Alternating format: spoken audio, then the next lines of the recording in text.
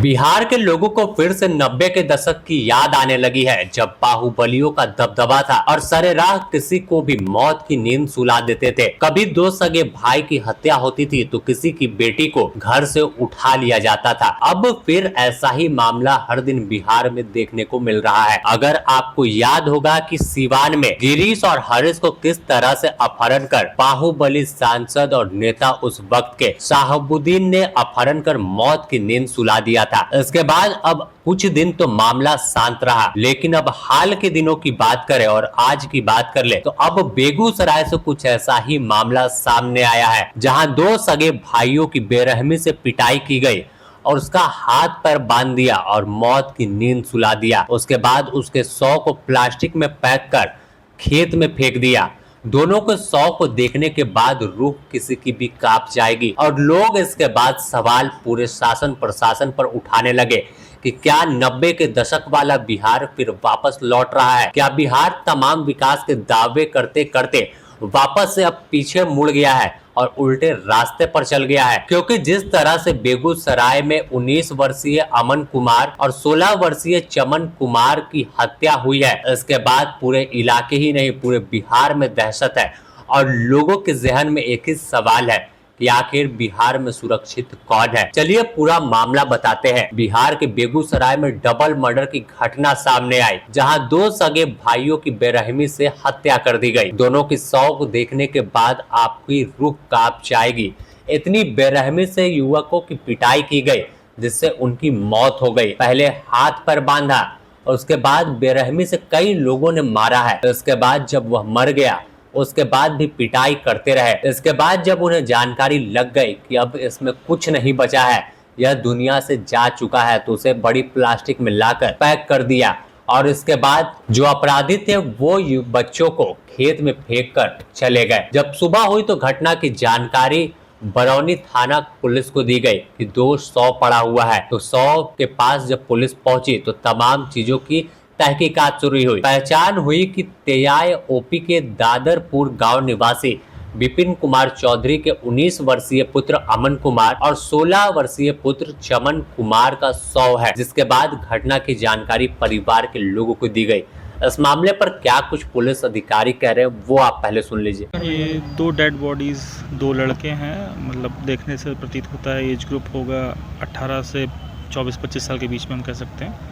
दोनों के बांधा हुआ है और पीट के प्रथम दृष्टया जैसे हम लोग को लगता है यहाँ पे खेत के पास मिले हैं, अब बैक साइड ऑफ वास्तु विहार के पास में।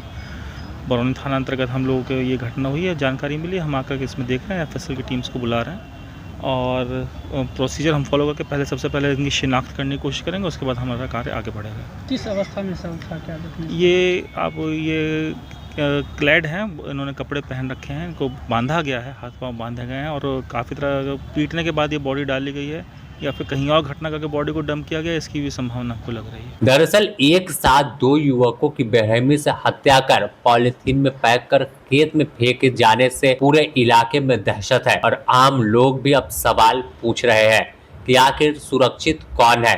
लोग जब खेत में गेहूं काटने पहुंचे थे तब देखा कि दो पॉलिथीन में पैक किया हुआ कुछ अलग अलग फेंका हुआ है। पास जाकर देखा तो दो लोगों का शव था, जिसके बाद ही पूरे इलाके में सनसनी फैल गई और पुलिस को जानकारी दी है। जो लोग वहां पर मौजूद थे वो क्या कह रहे हैं और परिजन आप सुन लीजिए। जहां तक अभी जानकारी अभी मिली है, जो लड़का कल घर से निकला अपनी 4 चक्का गाड़ी से और आके हसनपुर में गाड़ी लगाया और जिसके यहाँ गाड़ी लगाया उसका गाड़ी लेकर के 2 चक्का लेके बेगूसराय की तरफ आया। उसके बाद कल से ही लापता था।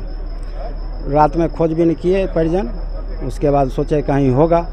फिर आज 2 चक्का गाड़ी वाला इनके घर पर गया, जो मेरी गाड़ी लेके कल से लापता है। तब खोजबीन शुरू किए, थाना में सूचना दिए।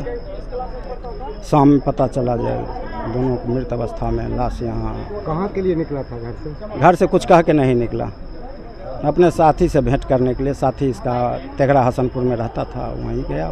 कौन गाड़ी? 4 चक्का स्विफ्ट था और वहाँ से फिर बुलेट लेके? और वहाँ से उसकी गाड़ी लेकर ही फिर निकला।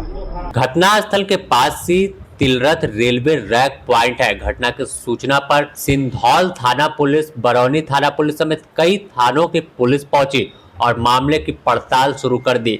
एफएसएल की टीम गई, खुद एसपी मनीष भी घटनास्थल पहुंच गए, क्योंकि एक ऐसा घटना था जिसमें 2 युवकों की जान चली गई है।